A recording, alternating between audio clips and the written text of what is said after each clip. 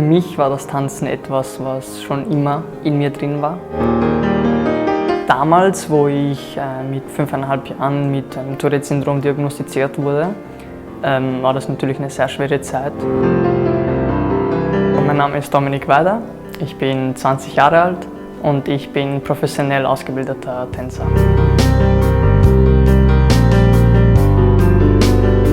Es war ja meine Mutter natürlich, die mich beobachtet hat und gemerkt hat, etwas stimmt nicht mit mir. Und mit der Zeit habe ich selber auch gemerkt, dass ich manchmal Sachen mache, die ich eigentlich nicht machen wollte. Natürlich gab es damals und heute heißt es immer noch, es gibt wirklich eigentlich keine Heilung dafür. Da meine Mutter mich immer intensiv beobachtet hat, ist sie drauf gekommen, dass wenn ich getanzt habe, also wie gesagt, ich habe immer sehr gern getanzt, selbst auch dann mit der Krankheit, hat sie dann gemerkt, dass es weniger ist.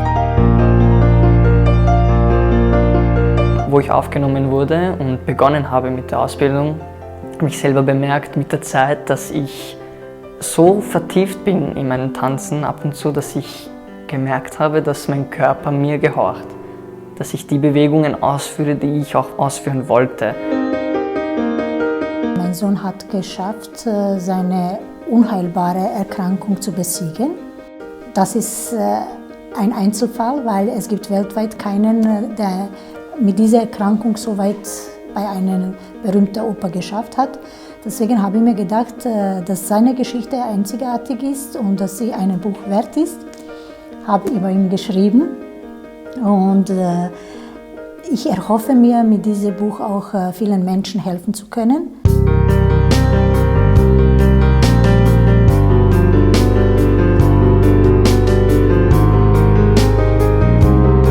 Da hatte ich in der Früh mein Training in der Ballettakademie und am Nachmittag dann meine normale Gymnasiumausbildung. Und ich habe dann auch mein Diplom bekommen und die Ballettakademie erfolgreich abgeschlossen, sowohl auch die Zentralmatura gemacht und abgeschlossen.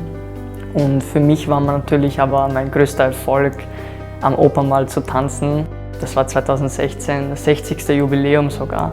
Und bevor ich da getanzt habe, habe ich mir gedacht, wenn ich es nochmal schaffe, den Opernball zu tanzen, ich habe das Gefühl, dass die kleinen Ticks, die ich da noch hatte, die haben sich wirklich nur noch im Gesichtsbereich geäußert. Und da habe ich das Gefühl gehabt, wenn ich das nochmal tanzen darf, dass das vielleicht weggeht. Und dann hat er sich so eine Idee in den Kopf gesetzt, wenn ich noch einmal Opernball tanze, werde ich gesund. Und das geschah tatsächlich.